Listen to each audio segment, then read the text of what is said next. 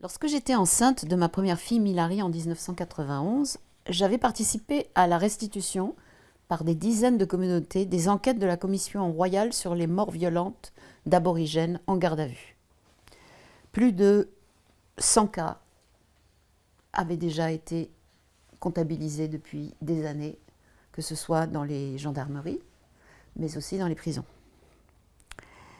Au terme de cette enquête qui a pris plusieurs années et qui est financée par, comme toutes les commissions royales, par l'Angleterre, enfin par le gouvernement britannique, puisque l'Australie n'a pas de président et relève toujours du Commonwealth. Donc, sont proposées aussi plus de 100 recommandations très holistiques, faites au terme de délibérations communautaires dans toute l'Australie, où les femmes sont extrêmement actives pour proposer des solutions, et des solutions donc de soins, notamment. Ces recommandations cherchaient à répondre aux injustices sociales et raciales et avaient été votées au Parlement. Mais l'État fédéral, plutôt que de favoriser une politique de care, prise de soins collective, répondit par des innovations technologiques. Par exemple, l'installation de vidéos dans les gendarmeries et les prisons, ou bien des vidéoconférences pour que des psychiatres des villes du Sud, Sydney, Melbourne, puissent collaborer entre eux en examinant à distance des malades des communautés du Nord. Toutes les propositions de développement de soins collectifs hybrides, culturels et psychiatriques furent assez peu financées. En novembre 2004, 4 mois après notre arrivée à Townsville dans le Queensland, quand j'étais invitée donc par l'université James Cook University pour 2 ans, je suis très choquée par la mort en garde à vue d'un aborigène sur l'île de Palm, située à 1 heure de bateau au large. Une semaine après son décès, le résultat de l'autopsie est publiquement annoncé sur la place devant le supermarché de l'île. Côte cassée et foie scindé en deux. Des hommes prennent le micro pour signifier leur colère contre cette injustice. La population de l'île, rassemblée sur la place, quelques 60 hommes, 30 femmes et des enfants, marche contre la station de police, la gendarmerie. Des pierres sont lancées sur le toit. Un des hommes qui avait parlé sur la place, Lex Wotton, tente de calmer la foule pour laisser sortir les 17 policiers qui, depuis une semaine, ont été envoyés en renfort aux 2 qui travaillaient habituellement à la station, pour une communauté de 400 personnes. La foule veut que la police quitte l'île. Les policiers sortent se réfugier à l'hôpital. La vieille baraque de la gendarmerie brûle, ainsi que la maison du policier qui avait procédé à l'arrestation de l'homme retrouvé mort 3 heures après, un samedi, à 11h du matin. Bientôt débarquent en hélicoptère des forces d'intervention spéciales, armés comme des Robocop avec des chiens de combat. Tous les habitants rassemblés, pas loin de l'hôpital, sont sommés de rentrer chez eux. À l'aube, une trentaine de maisons seront forcées par la brigade et les habitants arrêtés au taser. Pointés même sur des enfants.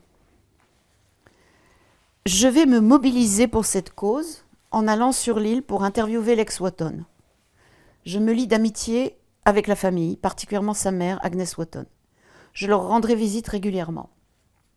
Nous ferons un livre avec Lex qui sera vérifié par ses avocats.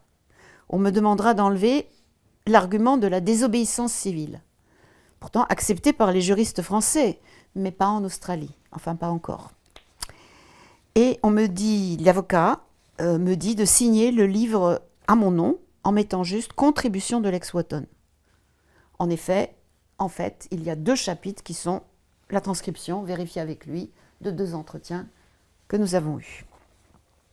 Le livre, Guerrier pour la paix, sort en 2008, en France. Il raconte une année de suivi des audiences au tribunal de Townsville, donc en 2005, d'une part, pour l'enquête sur la mort en garde à vue, et d'autre part, les audiences d'enquête de la quarantaine d'aborigènes dont Lex, sa sœur et sa mère, accusés d'avoir brûlé la station de police. Faute de preuves, Lex, qui risquait la prison à vue comme ringleader, de ce que la presse appelle le Palm Island Riot, l'émeute, sera condamné à 6 ans de prison en 2008, mais sortira au bout de 2 ans, car il a déjà passé 2 ans en prison où je lui ai rendu visite. Je fais traduire, à mes frais, notre livre, qu'aucun éditeur australien n'accepte de publier, et le met en ligne en 2010, avec son nom comme co-auteur, cette fois-ci avec l'agrément des juristes, enfin du cabinet d'avocats qui le soutient. La version anglaise en ligne dispose aussi d'une nouvelle préface de mise à jour sur les 2 dernières années et une annexe rédigée par Lise Garon, une de mes doctorantes, qui a soutenu une thèse magnifique après 2 ans de terrain sur l'île Palm, consacrée à la manière dont la population tente de répondre créativement au traumatisme historique. En effet, Palm Island, en fait, est ce qu'on appelle une réserve de punition. Il faut 1 heure pour aller depuis la ville de Townsville, où il y a l'université James Cook, en bateau pour arriver sur l'île. La plupart des instituts qui ne sont pas aborigènes y vont en petite avionnette, parce que ça prend que 20 minutes. Cette île est devenue une réserve de punition en 1917, époque à laquelle on y a déporté des aborigènes de 40 peuples de langues différentes du Queensland, qui étaient donc les rebelles, qui résistaient à la colonisation. On y a aussi déporté des bébés métissés. Cette île a une très longue histoire de résistance. C'est là qu'a lieu la première grève, cette fois-ci dans une réserve et non plus une station de bétail comme Wave Hill dans le territoire du Nord en 1957.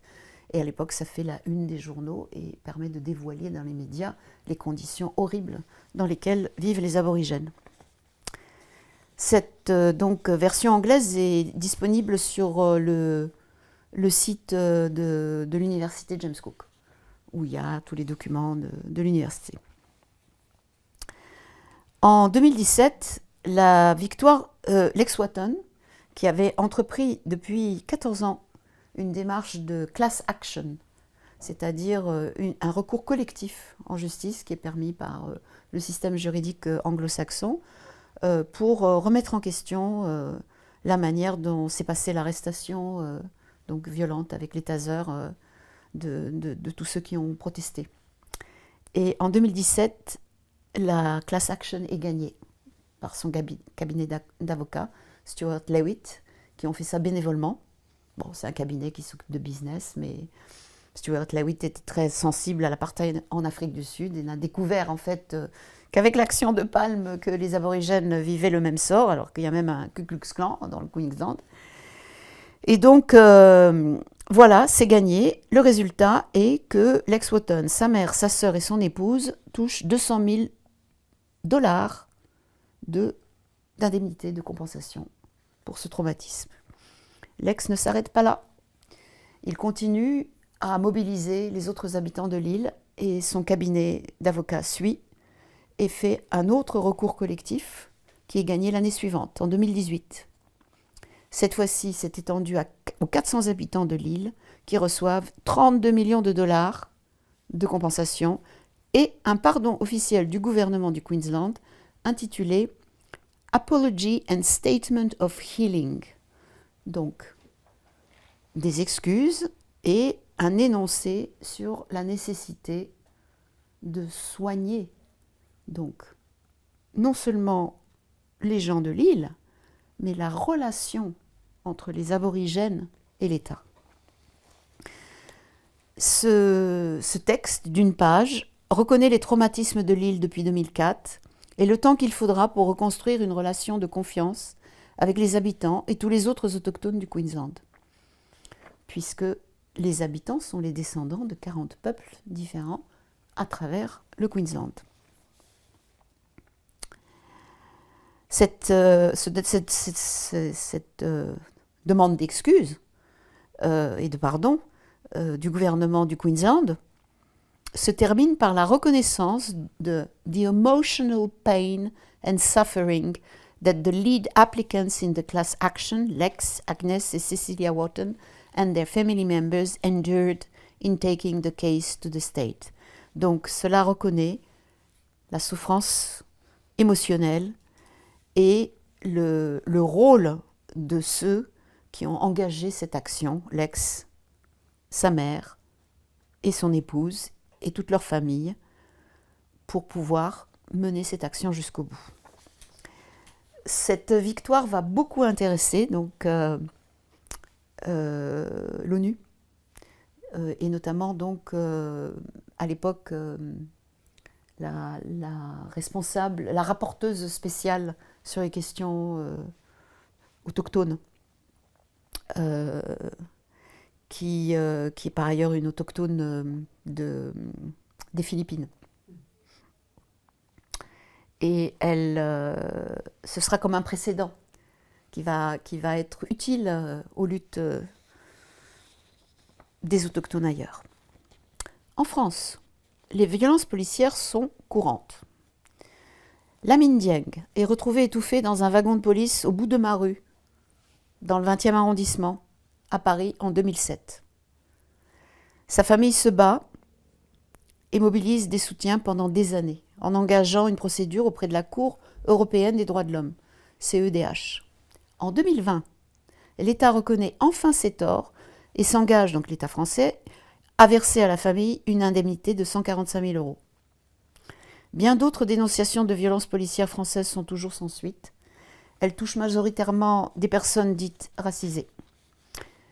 Sensible aux questions de justice sociale mais aussi environnementale, j'ai animé en 2007 avec Alexandre Soukaï un séminaire sur les désastres, partant du principe qu'il convient de penser ensemble les cataclysmes naturels, technologiques et les situations sociales désastreuses comme la discrimination à l'égard des populations dites racisées, des migrants, mais aussi, bien sûr, la situation dans les territoires d'outre-mer. Nous organiserons un colloque sur le sujet au musée du Quai Branly en 2008. Une partie sera publiée en 2011. Et c'est ce livre, qui a l'air d'être qu'une revue, mais c'est un livre en fait. Donc nous n'avons pas nos noms comme responsables éditoriaux avec Alexandre Soukaï, mais voilà, c'est la collection des cahiers d'anthropologie sociale de Lerne, numéro 7, consacrée au désastre. Et on voit sur la couverture une peinture aborigène d'un ouragan de colère sur le désert. Pour accompagner toutes ces années de démarches juridiques, j'ai fait un petit montage d'images, filmées d'abord avec Lex Wotton quand je suis allée le voir pour la première fois. Et c'était mon mari, Wayne John D. Barker, qui était à la caméra. À l'époque, il était soigné pour un cancer à Townsville. Et voilà, il a filmé. Et donc, il y a cet extrait. Et puis, j'ai aussi cherché des archives pour montrer un peu l'ambiance de ce qui se passait sur l'île ce fameux jour où la station a été brûlée. Et également, je suis évidemment retournée à Palme et donc il y a d'autres images de l'île. Alors une chose intéressante aussi, c'est que l'île de Palme, avant qu'elle devienne en 1917 la réserve de punition, avait ses propres habitants. Sauf que eux, ils ont été déportés de là. Et notamment, au début du siècle, il y avait un groupe qui avait été kidnappé par un tourneur de spectacle pour être amené en Europe puis aux États-Unis. C'est ce qu'on a depuis appelé les zoos humains. Mais donc, ces aborigènes de Palme, ils étaient 9, ils ont été ici interviewés à Paris, au Muséum, par un anthropologue, non pas social, mais physique, qui mesurait les crânes. Et ils venaient juste de revenir des États-Unis où ils avaient perdu l'un des leurs. Et en arrivant, un autre homme est décédé. Et donc se retrouvent au muséum la veuve, son petit garçon, et un autre aborigène de Palme. Et l'anthropologue leur pose plein de questions. Et puis ensuite, des photos sont prises par Bonaparte, les fameuses photos qui font partie des collections maintenant, autrefois du Musée de l'Homme, maintenant du Musée du Quai Branly. Et ensuite, un texte est écrit par cet anthropologue qui dit « Ah oui, ils étaient vraiment pas, réceptifs, ils comprenaient rien à mes questions. Et puis quand je leur ai demandé qu'est-ce qu'ils avaient fait depuis 2 ans, l'homme m'a juste répondu une liste de villes. » Et alors ça, c'est extraordinaire. Parce qu'en fait, hein, ça je l'ai écrit dans un article qui s'appelle le paradigme aborigène. C'est que en fait, il avait gardé en mémoire, mais je sais pas, la trentaine de villes où ils étaient passés en Europe et aux États-Unis, dans l'ordre exact dans lequel ils sont passés, pour se souvenir du chemin pour rentrer. Mais vous voyez bien que ça fait écho avec des choses dont on a parlé. C'est les pistes, c'est les toponymes.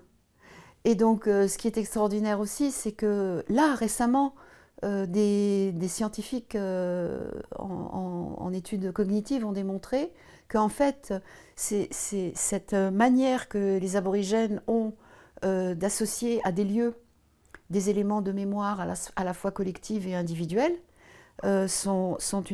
favorisent une mémoire en grammatique, géographique, qui favorise l'intelligence et la mémoire, beaucoup plus qu'une technique qui est très valorisée en Occident, qui vient de la Grèce, où on vous dit d'imaginer une maison et de vous promener de pièce en pièce et d'associer à chaque pièce des souvenirs.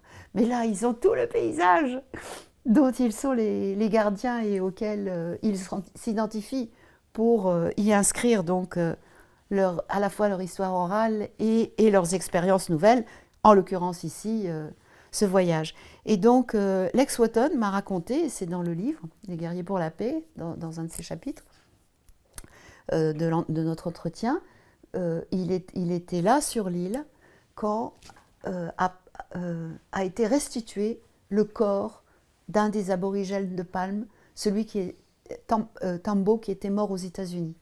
Et c'est une femme extraordinaire, historienne, anthropologue, Roselyne Poignant, épouse du photographe Axel Poignant, qui a fait cette recherche aux États-Unis dans les musées sur la trace donc de ce voyage des gens de Palme, et qui a retrouvé donc la momie dans un musée, et la momie a été restituée.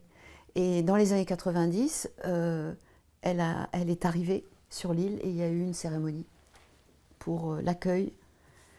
Mais il faut dire que c'était pas simple ce retour de la momie, parce que les aborigènes ont commencé à dire, c'est Lise Garon qui me l'a raconté, mon étudiante qui a fait ce travail magnifique sur Palme pendant 2 ans, en fait, les habitants nouveaux se sentaient troublés par le fait que le retour de la momie faisait revenir l'esprit de Tambo, et disaient que Tambo était devenu un esprit qui hantait l'île. C'est le géant, et qui a poussé beaucoup de jeunes à se suicider. D'ailleurs, le fils de Mulrinji, qui avait été donc tué par la mort en garde à vue, je dis tué, qui est mort, mais qui a été violenté. Il a fallu tout ce procès pour le démontrer. Ceci dit, le policier a été libéré avec un jury blanc. À l'époque, ma fille cadette, je raconte dans le livre, Nidala avait 12 ans, elle avait écrit une pétition qu'elle avait fait signer par ses copains et ses copines pour envoyer au ministre de la Justice, qui lui avait répondu qu'on ne pouvait pas dire qu'il y avait meurtre, parce qu'elle parlait de meurtre dans la pétition, tant qu'il n'y aurait pas le procès. Alors le procès a dit qu'il y avait responsabilité du policier qui était filmé par ces fameuses installations technologiques. Mais le son ne marchait pas, donc on n'entendait que par distorsion les gémissements pendant 25 minutes de l'homme qui appelle à l'aide après avoir été frappé dans un autre endroit de la gendarmerie. Des images insoutenables, mais comme j'ai pu les regarder, je les raconte seconde par seconde dans le livre. Elles n'ont pas pu être montrées lors du procès. C'est sa conviction pourtant. Trop sensible. Bon, voilà.